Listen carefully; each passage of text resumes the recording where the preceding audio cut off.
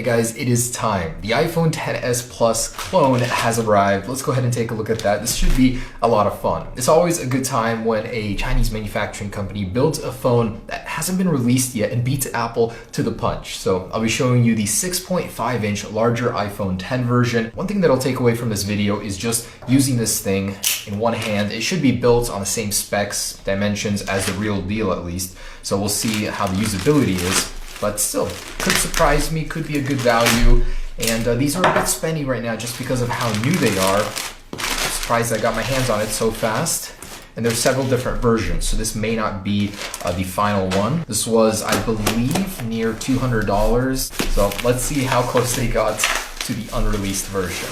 And I got a couple different ones. So nice, looks like the packaging looks good at least. It's huge. So this is Apple's official box here for the 10. And this is for the XS Plus. That is huge, look at that. Cool, so the packaging looks really good. It doesn't say anything different, no Plus branding or anything like that, but it's just a massive version of what we have right now. Here's a silver one. So I think I'm gonna go for the silver one first. We'll check that out. Let's take a look here on the back. So they copied all the text from the standard iPhone X, didn't even bother to change it. All right, here we go. Screw Apple's event. I gotta do this an entire 2-3 weeks early. But for real, I'm so excited. I mean, we've got basically 2 weeks left and we're gonna be seeing the real deal here. All right, here we go. Not very presentable packaging. Bubble wrap, that's a first for Apple. And ooh, comes with the pin ejector tool. Still no Apple stickers. Everything is larger though. There's this. My, that is massive. KK concept, so just like some of the Galaxy clones that we've seen, but they're definitely upping their package game, looks a little nicer. This is the overseas version, and the real deal is rumored not to come with the headphone adapter anymore, so you'll have to buy that separately, and it will have a new fast charger, different design. So this concept or this fake might eventually be updated with the new one. All right, I got the iPhone X to compare with, and let's go ahead and peel this backing off. It actually looks really, really good, especially the borders. That's definitely real metal, and it has very similar sheen to the real deal. I'm actually a bit amazed at the craftsmanship. The buttons are beveled as well. Very, very good attention to detail. I like that. Okay. And the text is a little off. It's a little squished together.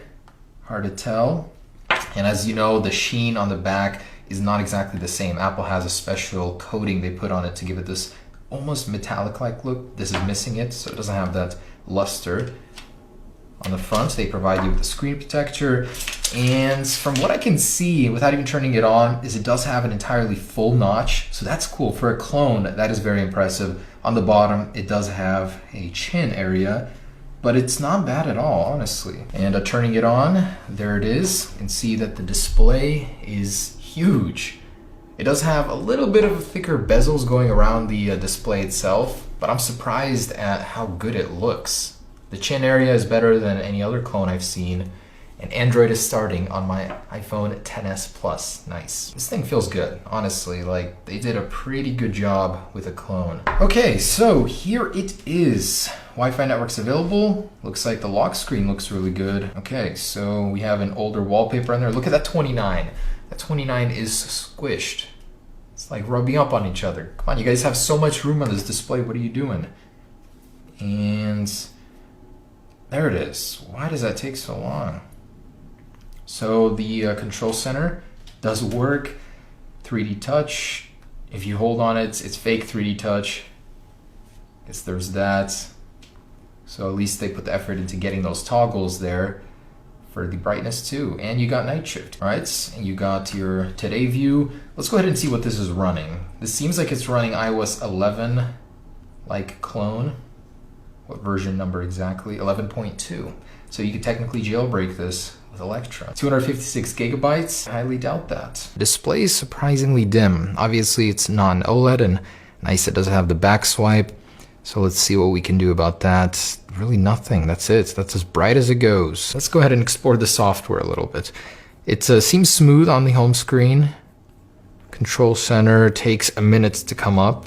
Not something I'd expect on iOS 12 from the iPhone XS Plus, but it's becoming more and more natural to actually sit here and just use this thing. It feels pretty dang good. So I was afraid that it'd be kind of hard to navigate, but just like in iPhone 7 Plus, 8 Plus, it's actually very, very similar. You reach a good amount down here. Again, I would have liked for Apple to include the control center on the bottom right here. Oh, nice, here's the app switcher. So it does come included where you can just slide it right away. You don't have to hold on to them. So they thought of that, so that's pretty neat. I think this clone has more wallpapers than Apple does. They keep removing them, these guys don't. So that's very, very nice. Actually, a very nice selection here. Let's put the standard iOS 12 wallpaper. Interesting that they would add this, but not change the OS name to iOS 12. Funky animations, but still, I guess it does work pretty decently. Check out the music app. Oh, it's a clone of Apple Music here. And the App Store is actually a cloned App Store. Let me connect to Wi-Fi real quick. Man, this keyboard, old sound from back in the day, brings back some nostalgia. Don't know why they would add it to iOS 11, but okay. Those animations, who freaking thought of that? That is terrible. Man, I'm surprised. This thing is slim, just as slim as Apple's version. It's supposed to be getting thicker. The actual iPhone XS Plus will be a thicker variant. Anyways, their App Store refuses to work. Thankfully, they included a secondary App Store, which is the real one, I believe, the Play Store. The actual bottoms of the phone, very similar. And 1, 2, 3, 4, 5, 6, 7. They actually added an additional speaker port, which is a nice little touch. Cameras look a little off on this one. Apple's has a darker look to it, and this flash unit in the middle looks kind of funky. All right, so check this out. A couple of things I just discovered. If you slide up to leave an app, you can't actually go into the app switcher with it, or, oh, you can. Oh, look at that. That is the worst animation ever. So you can, it just has to be down here. Okay, I think I got that part wrong. Also, what I saw, what's actually really cool, I did not expect this to have it, is that this has tap to wake. It's more of a double tap, but it does work. That's so cool. Check this out. This is actually kind of funny. So if I go into landscape and then I go home real quick, it'll glitch and there's a fake notch up top for whatever reason, to just give you that full notch experience, whichever direction you go on your phone. All right, let's go ahead and take a look at those cameras. So here are these together. Massive cameras are the same size. This is an 8 megapixel, sadly, and this is a 12. So we'll see what it's capable of. Although with every clone I've tried, I've never walked away impressed from a single one. That looks awesome though. So there's these. As you can see, the camera app looks a little fishy on the XS Plus here. And this just froze. Just another one of the problems it has. It is not very fun to use. Doesn't actually look half bad on the screen. No optical image stabilizer. One of these cameras for sure is a dud, as they always are. But to actually recording, you can see how wide the screen is. That is huge. And I'm amazed that they actually got a real notch out of this thing on an LCD display. So this really takes advantage of that and shows you how large it is. So pretty cool.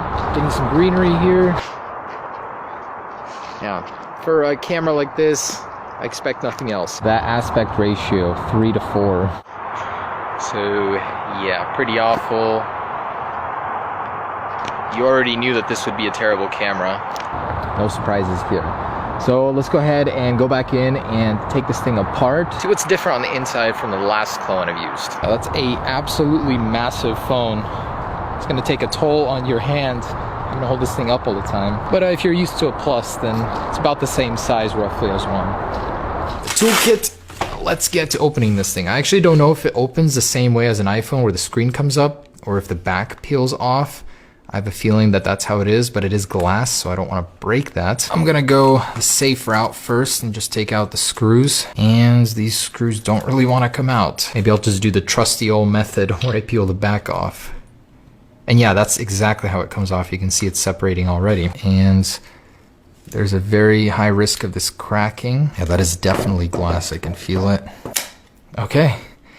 Success. I didn't crack it this time. And oh, it does have wireless charging. How cool is that? Here's a wireless charger. Let's pop it on. See, oh, it does. It is charging. So the wireless charger does work. That's a very nice feature to have. So two things that have surprised me about this: wireless charging and the tap to wake feature. Otherwise, here are the internals. Pretty complex as far as a clone goes. Very tall battery. Usually they're short and fat and down here. Oh, and one thing I forgot to mention is that this thing does come with a dual SIM card. And look at that. A dual SIM card. On a clone, they beat Apple to it. And it does appear to be fully functional. And here's the micro SD card slot. So you can upgrade your storage there. That's so cool. First time a clone like this has ever come with dual SIM. They even copied Apple and beat them to the punch with that. So let's seal it back up. And I actually wanted to test out the speakers. So I tried to load YouTube, unsuccessful in the app. I tried to load it through the browser, unsuccessful. So I'm gonna play some sounds here. This is the best impression I can get.